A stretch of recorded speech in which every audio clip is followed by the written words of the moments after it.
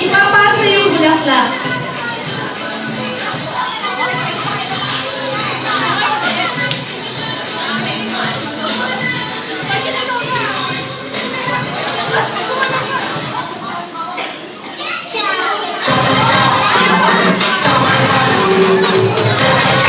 Ipasa ang bulaklak.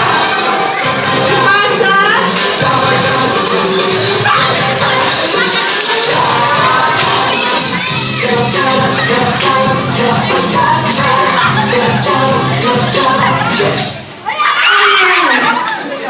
Pinitawan.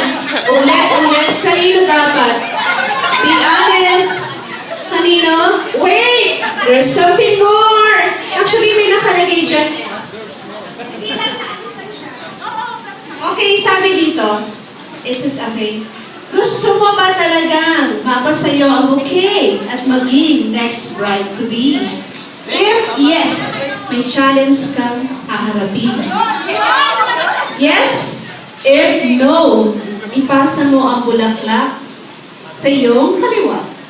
Yes or no? Yes or yes? Yes. Okay.